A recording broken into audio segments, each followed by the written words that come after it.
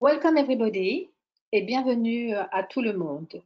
Merci d'être présent ce matin. Donc, nous sommes ravis d'accueillir ce matin FI Group qui a pour mission d'accompagner ses clients dans l'identification des projets éligibles aux différents dispositifs de financement de la recherche et développement et de l'innovation, de les accompagner dans la mise en place d'une véritable stratégie de management de l'innovation en interne jusqu'à la déclaration et de les aider à identifier les subventions pour financer leurs projets.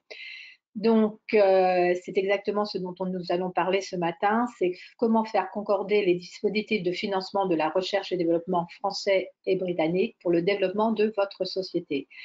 Et pour cela, nous avons le plaisir d'accueillir Félix Chermette, qui est un consultant en financement de la recherche et développement, ayant une expertise sur les dispositifs de crédit d'impôt pour la recherche en France et au Royaume-Uni, ainsi que sur les subventions pour l'innovation au Royaume-Uni. Donc, Félix, pouvez-vous nous en dire plus à ce sujet? Bien sûr. Merci beaucoup pour l'introduction, Catherine. Donc, bonjour à toutes et à tous et bienvenue. Merci de nous avoir rejoints aujourd'hui pour ce webinaire donc, sur les concordances envisageables entre les dispositifs de financement public au Royaume-Uni et en France, qui sera suivi également par une petite analyse de comment ces concordances pourront bénéficier une entreprise active donc, dans ces deux pays. Donc, Félix Chermette, j'aurai le plaisir de vous faire cette présentation aujourd'hui.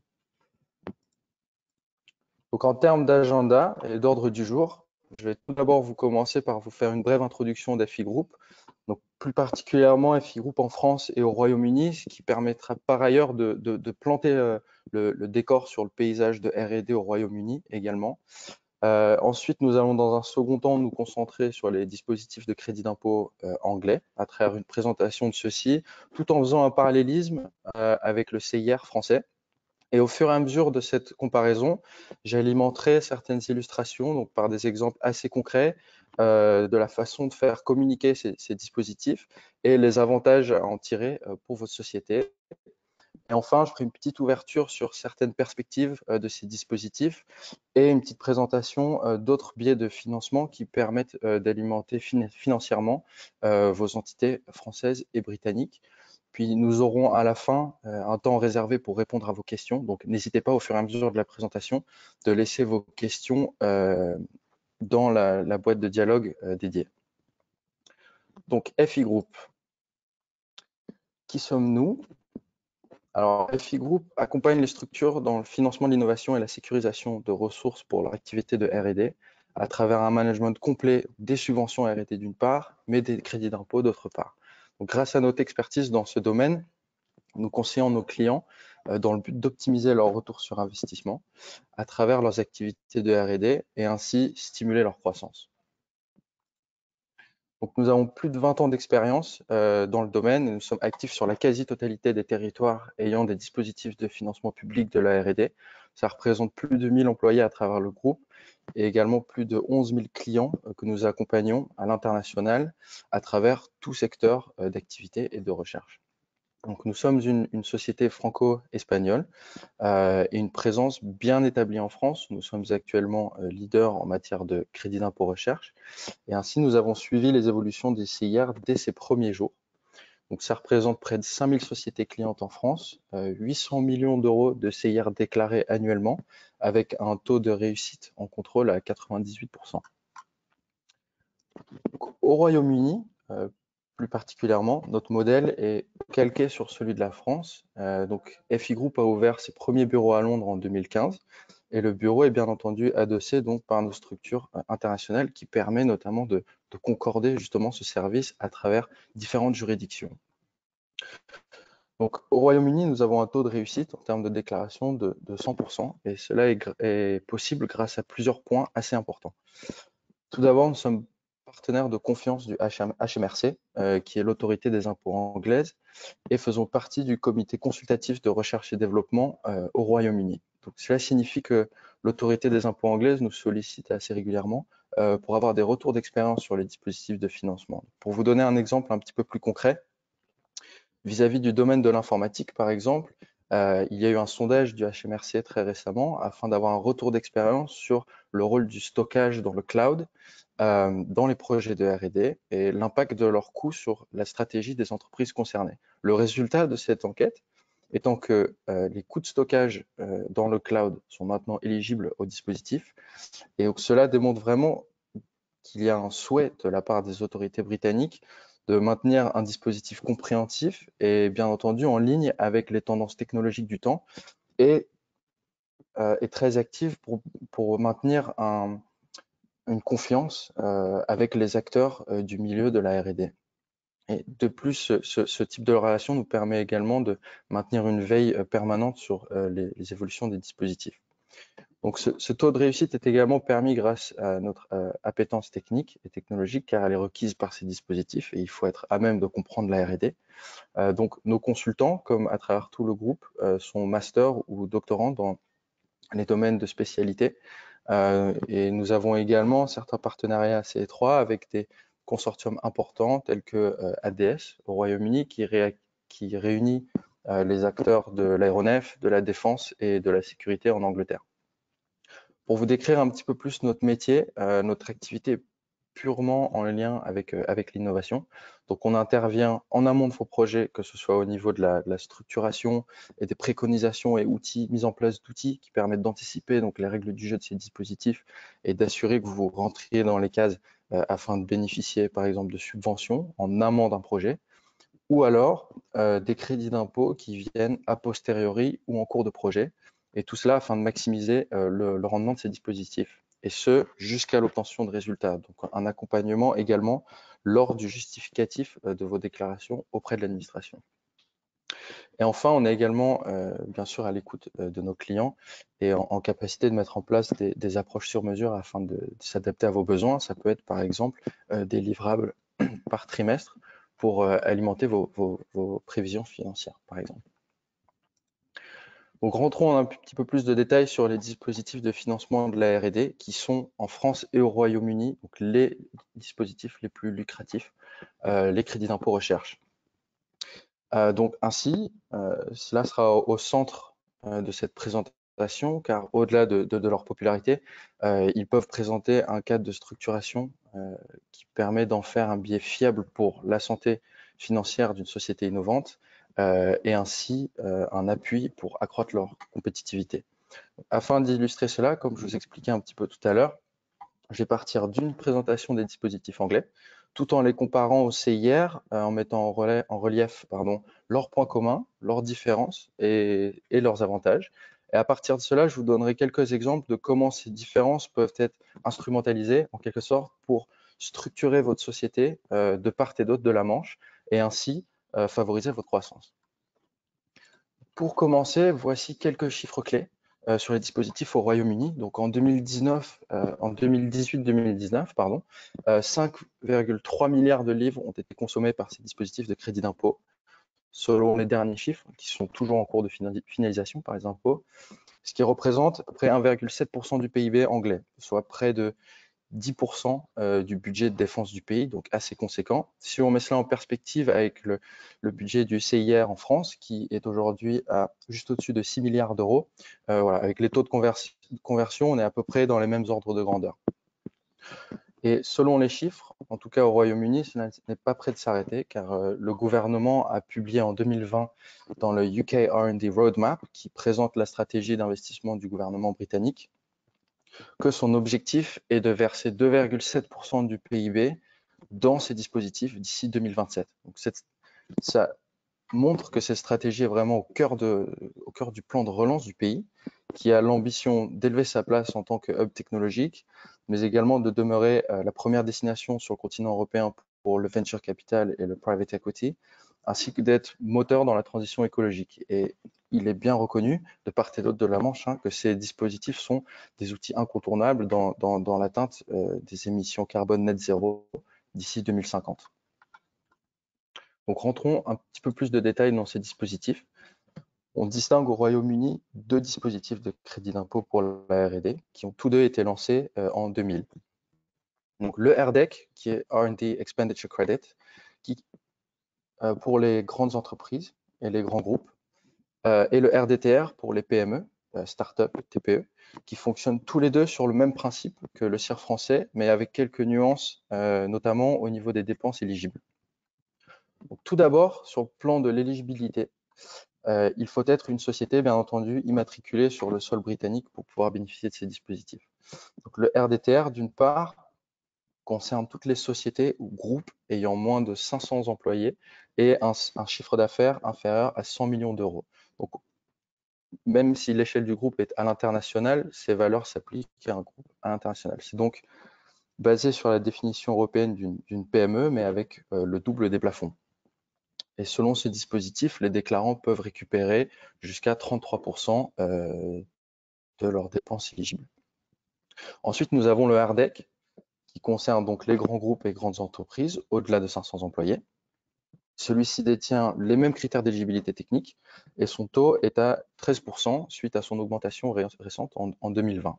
Donc, in fine, à ce niveau, quels sont les apports de cette distinction de la taille des entreprises? Tout d'abord, le taux préférentiel de 33% est accessible à des structures qui seraient jugées PME en Europe, ce qui rend également le remboursement immédiat accessible à des sociétés bien plus grandes. Ensuite, qu'il n'y a aucun plafonnement des dépenses éligibles pour les grandes entreprises.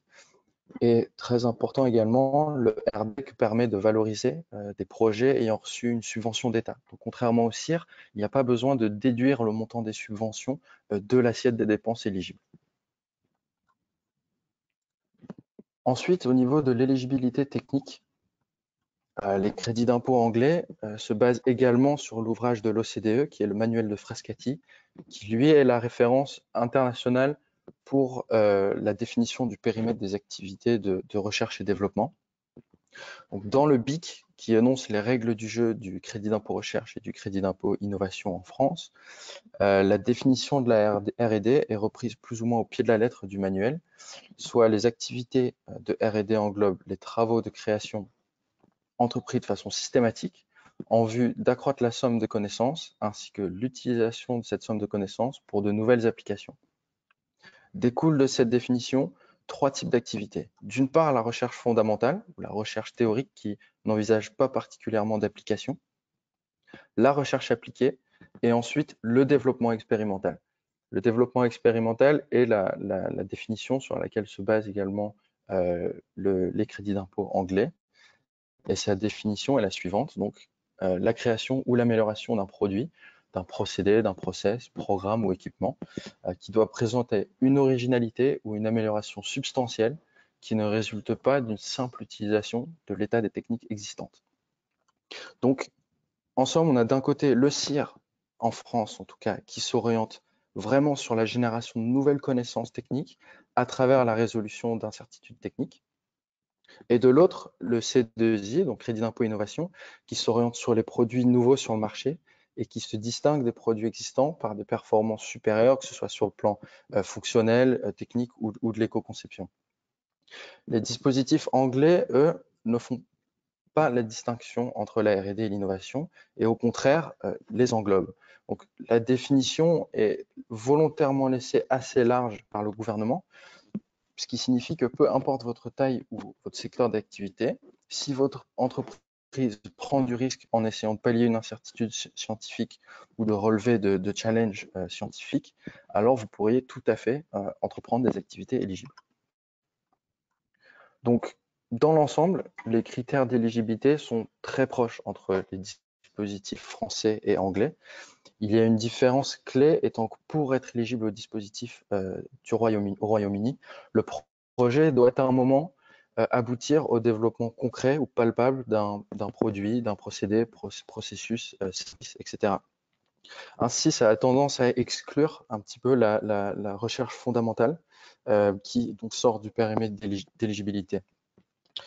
Ce développement concret, palpable, peut avoir lieu plus tard que l'année déclarée. Bien entendu, certains projets peuvent être pluriannuels et c'est bien entendu par l'autorité des impôts. Donc, un second point d'éligibilité important ici étant que pour chacun de ces dispositifs, la direction du projet, le projet doit être piloté dans le pays où il sera déclaré. bien entendu. Par exemple, admettons que vous ayez une entité au Royaume-Uni qui embauche du personnel qualifié, donc formation d'ingénieur par exemple, pour faire l'interface avec votre clientèle britannique sur un projet de R&D ou d'innovation. Cette interface peut être par exemple définir des paramètres du système à développer avec le client ou la conception de certains jeux de paramètres nécessaires à l'intégration de votre solution chez le client. Votre équipe anglaise sollicite ensuite votre entité française pour le développement d'un prototype ou de certaines composantes du système requis par le client. Alors, lors de la déclaration d'impôt anglais, vous pourrez déclarer les coûts de sous-traitance ou de mise à disposition de personnel qui auront été refacturés par la France. L'inverse, par contre, ne serait pas possible car malheureusement, les coûts de sous-traitance ayant lieu en Angleterre ne sont désormais plus éligibles au CIR. Donc voici un axe qui permet de jouer un petit peu sur ces différences de dispositifs qui permet de favoriser en tout cas vos activités si elles ont lieu de part et d'autre de la Manche. Donc, comme nous venons de le voir, le RDTR, les crédits d'impôt anglais, permettent aux entreprises d'obtenir un crédit d'impôt pour les dépenses de R&D éligibles. Donc, la définition de l'éligibilité technique, en tout cas, est très similaire à la définition française. En revanche, c'est au niveau des postes de dépenses qu'il y a certaines nuances. Bien entendu, et je ne l'ai pas inclus dans ce tableau, mais bien entendu, les coûts de personnel, le salaire brut chargé, sont éligibles dans les deux cas. C'est au niveau des matériaux consommés lors de la R&D que le calcul est un petit peu différent. Au Royaume-Uni, on comprend donc l'achat de consommables utilisés pour la recherche, donc tout le petit matériel de laboratoire, les produits chimiques ou biologiques consommables qui ont été utilisés pendant la recherche. Ça peut aussi être les coûts de prototypage, par exemple, mais également un pourcentage des factures d'eau et de fuel et d'électricité peuvent être pris en compte, alors que contrairement au CIR, malheureusement, les gros équipements à longue durée de vie sont exclus du périmètre en Angleterre. Donc, contrairement au CIR, comme je l'ai mentionné tout à l'heure, les subventions d'État n'ont pas à être déduites de l'assiette de dépenses. Donc, la part du projet qui a bénéficié d'une subvention peut être retenue sous le dispositif ARDEC et donc bénéficier d'un taux de crédit de 13%. Alors que la part de R&D n'ayant pas reçu de subvention peut toujours être déclarée au RDTC et donc bénéficier d'un taux favorable allant jusqu'à 33%. Donc, sur une même année fiscale, une entreprise peut tout à fait effectuer une déclaration sous les deux dispositifs. Le prochain point assez important ici est la mise à disposition. Ce sont la mise à disposition et la sous-traitance, qui sont deux postes de dépense où justement la concordance de ces deux dispositifs français et anglais peut prendre beaucoup de sens et d'ampleur. Dans un premier temps, contrairement à la France, il n'y a pas de restrictions relatives au lieu où sont effectués les travaux de R&D et donc les PME peuvent obtenir un crédit d'impôt pour les dépenses versées à des sous-traitants auxquels elles ont confié des travaux de R&D sans obligation d'agrément de ces derniers. Donc, c'est vraiment ouvert à toute société sous-traitante. Donc, ces dépenses de sous-traitante sont éligibles, même si prises en isolement, elles ne correspondent pas ou ne constitueraient pas de la R&D. Donc, sur les projets collaboratifs entre la France et le Royaume-Uni, si le projet est dirigé au Royaume-Uni, les dépenses de sous-traitance aux États-Unis, par exemple, ou dans un pays externe, peuvent tout à fait être prises. Cependant, on distingue deux cas de sous-traitance. Donc la sous-traitance à un organisme externe, dont on prend le prorata de 65%, et la sous-traitance à un organisme lié, dans quel cas on peut inclure 100% des coûts dans l'assiette de dépenses éligibles. Par contre, la sous-traitance, elle, n'est pas éligible au RDEC, donc dispositif dédié aux grandes entreprises. Ensuite, la mise à disposition. Donc, les mêmes conditions entrent en vigueur que pour la sous-traitance, donc sur le 65% organisme externe, 100% organisme lié. Cependant, dans les deux cas de figure, ce poste de dépense est éligible au RDTR et au RDEC, donc aux deux dispositifs. Un autre point étant que la justification de la mise à disposition est bien moins fournie qu'en France, où il faut pouvoir présenter donc une convention entre les deux organismes, un avenant au contrat, exclure les marges sur la facturation. Il faut que ce soit également comptabilisé dans un compte spécifique de personnel détaché, etc. Donc, au-delà de cela, on peut également déclarer au Royaume-Uni ce qu'on appelle la sous-traitance de capacité, qui est difficilement éligible au CIR. Donc, si je reprends l'exemple un petit peu plus tôt, où on a un projet qui est dirigé et piloté au Royaume-Uni et qui sollicite des ressources techniques françaises au cours de son projet, la refacturation entre sociétés ici doit être assez bien structurée pour pouvoir la déclarer de façon efficace et avoir un revenu dessus de façon efficace. Donc, on a eu le cas plusieurs fois où la SAS française, par exemple, refacturait de grandes sommes assez régulièrement à la société anglaise. Cependant, il y avait très peu de traçabilité du détail de ces sommes ou d'un classement par affaire, etc. Donc, déclarant des crédits d'impôt avec cette société dans les deux pays, on avait une vision assez globale des activités de R&D du groupe. Et ainsi, on a pu mettre en place des outils avec nos clients.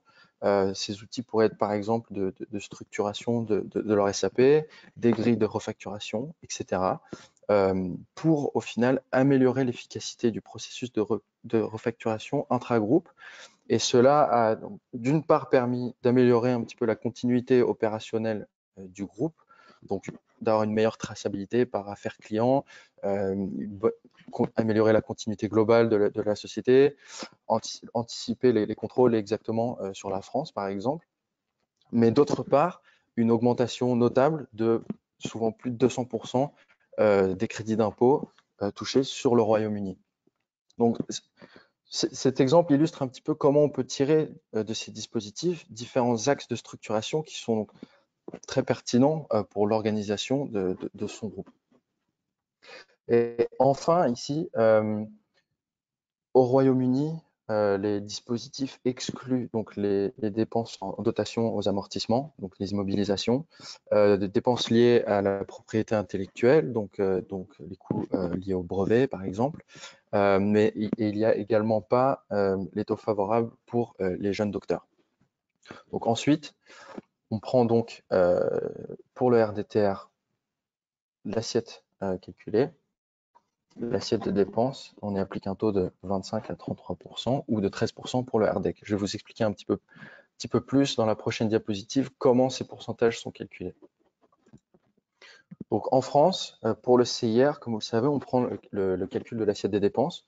On y applique le taux de CIR de 30% ou de C2I de 20% si vous êtes PME. Et cette somme sera ensuite déduite de votre impôt sur la société ou impôt sur le revenu. Si ce montant est supérieur au montant de votre impôt, alors vous avez deux options. Soit le remboursement immédiat de ce reliquat, si vous êtes PME uniquement, ou alors le report de ce reliquat sur les années fiscales à venir.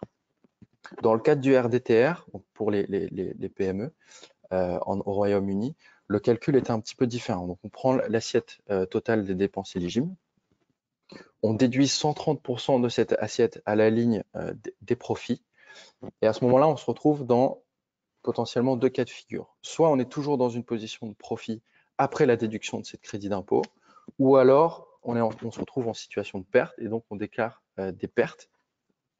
Dans quel cas on peut bénéficier d'un remboursement immédiat, peu importe la taille de la société. C'est pour cela qu'il y a une petite variation et que je ne peux pas vous donner un taux fixe dans le bénéfice final parce que ça dépendra de votre situation de perte ou de profit. Et finalement, pour le RDEC, on se calque plus sur le modèle français où on prend l'assiette de dépenses éligibles, on y applique un taux de 13%, cette somme sera déduite de l'impôt et le reliquat peut soit être perçu en cash après imposition ou alors reporté aux exercices fiscaux à venir. Donc, en somme, je pense que le gros plus des dispositifs britanniques demeure l'accès au remboursement immédiat qui est d'une part pas restreinte aux PME et d'autre part favorise vraiment les entreprises qui déclarent des pertes. Et cela peut être tourné à votre avantage si par exemple le groupe est structuré de façon à ce que la structure française soit plutôt profitable et que les pertes soient adossées à la structure anglaise. Donc, ça peut avoir le potentiel de faire une enveloppe nette sur le groupe beaucoup plus importante, car en plus, il y a la possibilité en Angleterre de prendre en compte la sous-traitance étrangère, la mise à disposition à l'international et donc certains coûts de refacturation intra-société. Une petite note également sur les contrôles, car ils sont assez notoires en France, les contrôles déclenchés par le CIR. Au Royaume-Uni, la procédure de contrôle est quand même plus légère et les impôts peuvent revenir jusqu'à 1 an en arrière pour décider de contrôler une certaine année. Donc, il y a eu une nouvelle jurisprudence en Angleterre où le gouvernement a récemment annoncé un changement dans les conditions du RDTR, donc pour les PME. Donc cette nouvelle règle a été conçue afin de cibler certaines déclarations frauduleuses, en fait, qui employaient des structures créées au Royaume-Uni pour bénéficier de remboursements sans qu'il n'y ait eu de travaux ou d'activités de recherche vraiment au Royaume-Uni. Donc, afin de limiter ces abus, le gouvernement a introduit un plafond qui s'applique au montant déclaré par les entreprises déficitaires, donc qui perçoivent tout en remboursement immédiat, qui s'appliquera pour les années fiscales débutant à partir du 1er avril 2021. Donc on est encore en train de déclarer d'effectuer des déclarations avec nos clients qui ne sont pas encore concernés par ce plafond. Donc comment ce plafond est-il construit? Il limitera les montants de remboursement immédiat à 3 fois les coûts salariaux, donc les salaires bruts chargés de la société sur l'année. Ici, il n'y a pas de question d'éligibilité, ça concerne l'ensemble de la masse salariale de l'entreprise, plus 20 000 livres. Donc, si cette limite est dépassée, il y a 2 exceptions à la règle. Premièrement, si les employés de la société préparent activement ou managent de la propriété intellectuelle issue du projet R&D, alors il y a exemption. Ou alors, si les coûts éligibles de sous-traitance et ou de mise à disposition sont inférieurs à 15% du total de l'assiette de dépenses éligible, alors également, là, il y a exonération. Donc, une petite note sur le fait que les coûts de sous-traitance et de mise à disposition d'organismes liés s'ajoutent, eux, à la base de calcul de ce plafond. C'est-à-dire que la coopération internationale demeure alors au sein d'un groupe demeure une possibilité et que cela n'impactera donc pas, si vous êtes dans ce cas, le rendement de ces dispositifs. Donc, si vous avez des questions, si ce plafond vous concerne et que vous avez des questions à ce niveau-là, n'hésitez pas à me joindre directement, on pourra en parler en un petit peu plus de détails.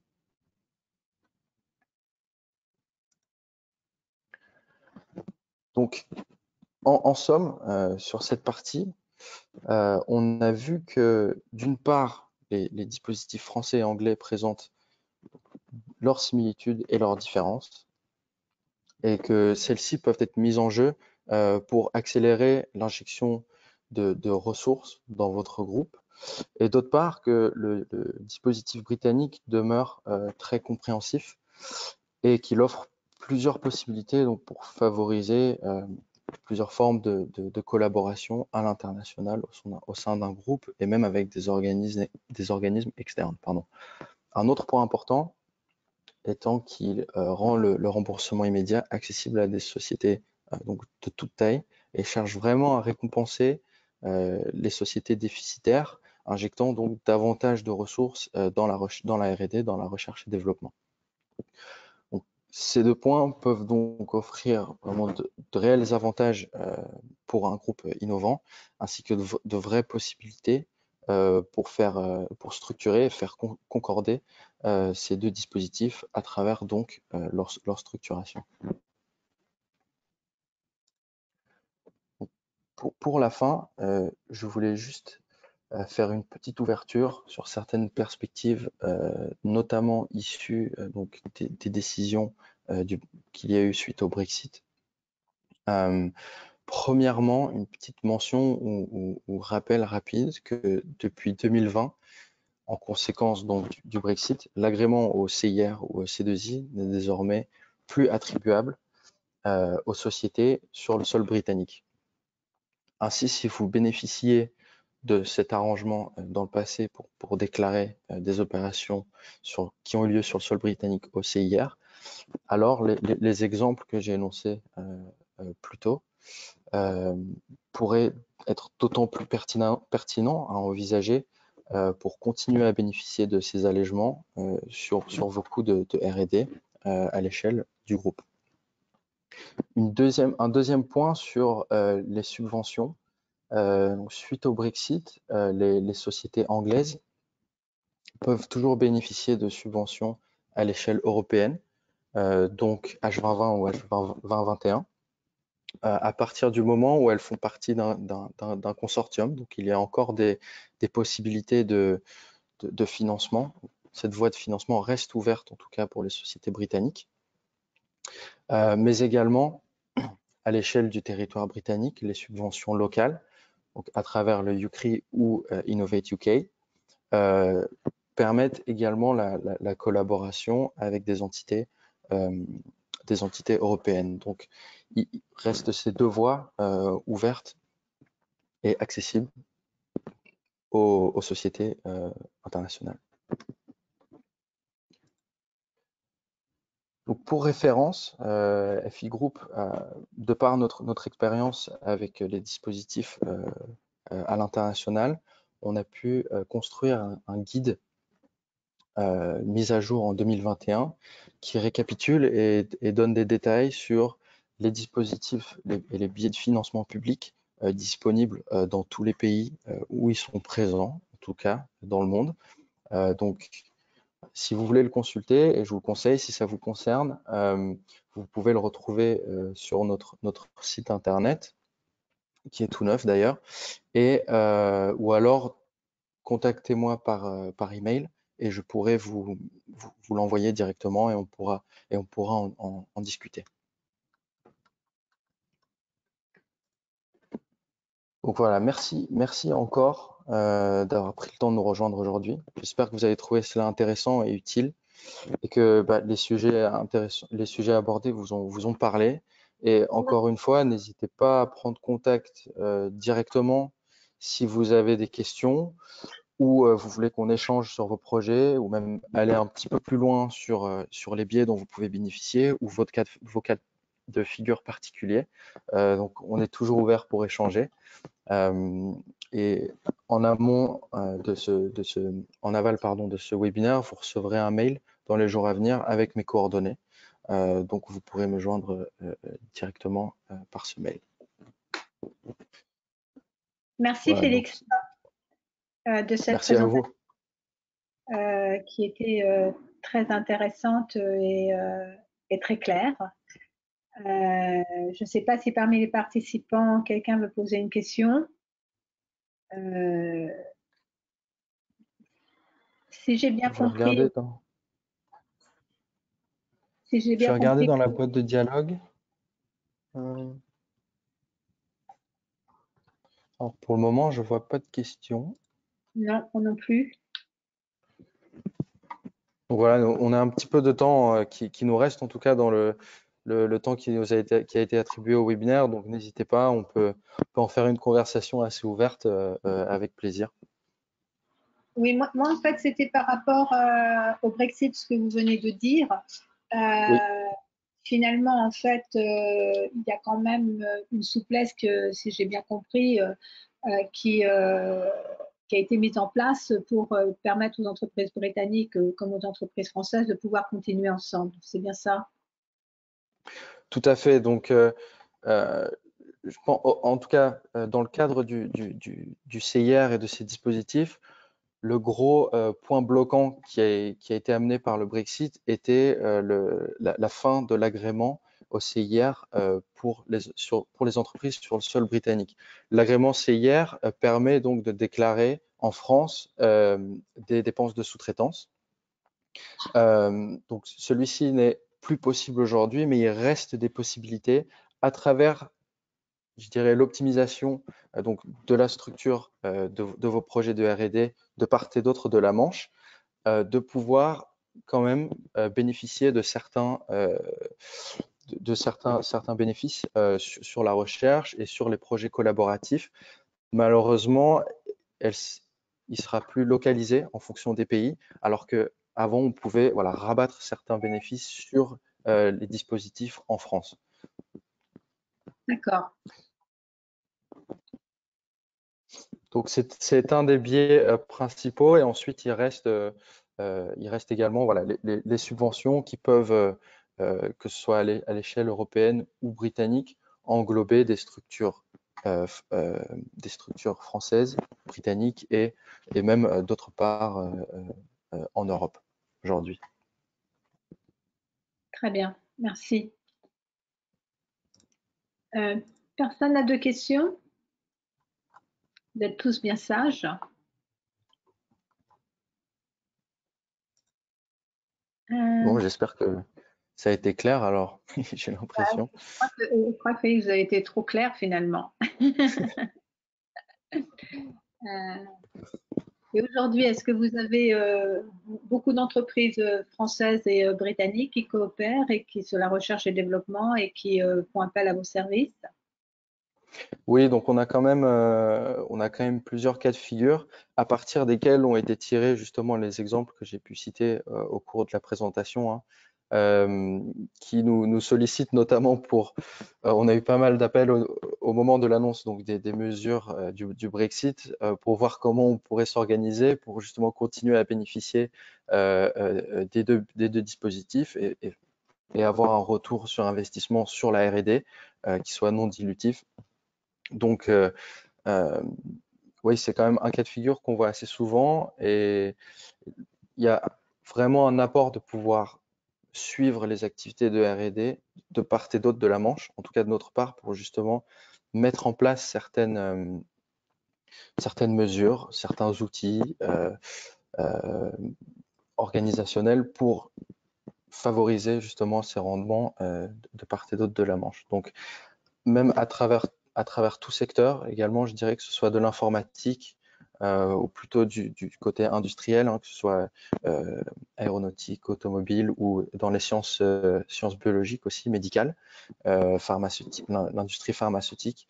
On a plusieurs exemples de sociétés qui justement collaborent avec nous de part et d'autre et c'est des cas de figure qu'on a vus qui touchent bien évidemment plusieurs secteurs d'activité, oui. Et est-ce que vous travaillez également avec des universités, des centres de recherche, par exemple comme l'INRIA ou autres? Alors, on est assez proche de certaines universités. Au Royaume-Uni, pas encore, car pas encore. En France, par exemple, on est proche de certaines universités privées également. On a également commencé un master avec une université qui se spécialise justement sur les dispositifs d'innovation et qui cherche à former envers justement pouvoir faire levier sur ces dispositifs, former autour des subventions, de l'IP Box également, mais surtout des crédits d'impôt recherche. Donc voilà, c'est une conversation et un dialogue qu'on essaye d'avoir en permanence, peu importe les pays dans lesquels nous sommes implantés, car c'est quand même assez clé pour faire partie de cet écosystème de R&D. C'est le cas plus souvent, je dirais, pour les dossiers de subvention. Quand on monte des subventions avec nos clients, il y a très souvent des collaborations avec des corps publics, donc soit des laboratoires de recherche, également des universités publiques qui nous permettent justement de commencer ce dialogue, d'entretenir un pont et un échange d'idées et d'activités à ce niveau-là. Donc oui, il y a des ponts de communication avec tout type d'organismes publics de recherche et développement, en tout cas qui sont impliqués dans le patrimoine de recherche et développement local. Merci. Écoutez, Félix, s'il n'y a pas d'autres questions, je vous propose que l'on clôture cette session. Je voudrais remercier toute l'équipe de FIGroup, parce qu'effectivement, vous travaillez avec une équipe. Et un grand merci pour cette intervention. Et puis, je vous laisse donc répondre ou prendre contact avec les entreprises présentes ce matin. Et puis, nous restons à votre disposition pour continuer cet échange. merci à tout le monde et à très bientôt. Au revoir. Merci à tous. Au revoir.